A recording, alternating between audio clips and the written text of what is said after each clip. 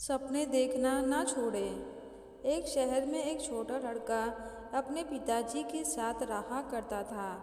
उसके पिता किसी बड़े आदमी के घोड़े के अस्तबल में काम किया करते थे। वो देखा करता था कि किस तरह उसके पिता पूरे दिन घोड़े के साथ रहते हैं और इतनी मेहनत करते हैं, फिर भी उन्हें वो मान सम्मान कभी नहीं मिलता जो उस घोड़े के मालिक को मिलता है। तभी उस लड़के ने भी सपना देखना शुरू कर दिया कि एक दिन उनके पास भी इतनी ही दौलत होगी और उनके पास भी घोड़े का एक बड़ा रेंज होगा और वो उनका मालिक भी बनेगा। एक दिन स्कूल में सभी बच्चों से कहा गया कि वो लोग घर जाकर अगली सुबह एक निबंध लिखकर लाएंगे जिसमें ये होगा कि वो बड़े होकर क्या करना चाहते हैं और क्या बनना चाहते हैं। उस लड़के ने रात भर जागकर एक बहुत ही बेहतरीन निबंध लिखा और साथ ही अपने सपने के बारे में पूरी तरह बताते हुए लड़के ने अपने निबंध में 100 एकड़ के अपने सपनों वाले रेंज की फ़ोटो भी बना दी और लड़के ने पूरे मन के साथ वो निबंध लिखा और अगले दिन शिक्षक को दे दिया।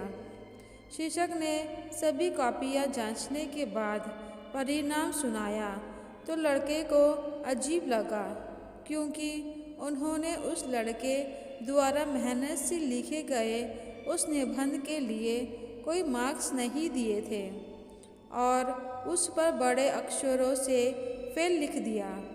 इस पर लड़के ने टीचर से वजह पूछी तो टीचर ने कहा बेहतर होता वो कोई छोटा मोटा निबंध लिखता, क्योंकि तुमने जो लिखा है वो पूरी तरह असंभव है। तुम लोगों के पास कुछ नहीं है, इसीलिए ऐसा संभव ही नहीं, लेकिन फिर भी मैं तुम चाहो तो तुम्हें दूसरा मौका दे सकती हूँ। तुम इस निबंध को दोबारा लिखो और कोई वास्तविक लक्ष्य बना लो। मैं तुम्हें दोबारा नंबर देने के बारे में फिर से सोच सकती हूँ। लड़का उस कॉपी को लेकर घर गया और उस पर काफ़ी सोचा, लेकिन उसे पूरी रात नींद नहीं आई।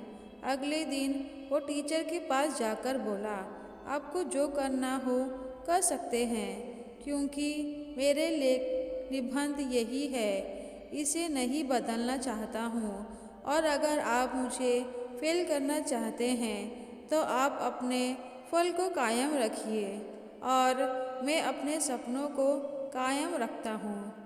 20 साल बाद वही शिक्षक अपने शहर में अंतर्राष्ट्रीय घोड़दौड़ देख रहा था तो दौड़ के पूरा हो जाने के बाद एक आदमी उनके पास आया और बड़े प्यार से उनको अपना परिचय दिया, क्योंकि वो अपनी दुनिया में एक बहुत बड़ा नाम बन चुका था और ये वही छोटा लड़का था जिसने सालों पहले ये सपना देखा था।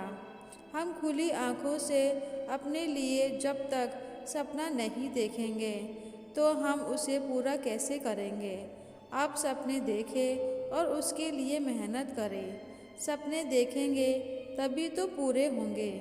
अगर आपको यह कहानी अच्छी लगे तो प्लीज़ मेरे चैनल को लाइक, शेयर और सब्सक्राइब कीजिए और बेल बटन को दबाना ना भूलें। मेरी यह कहानी सुनने के लिए आपका बहुत बहुत धन्यवाद।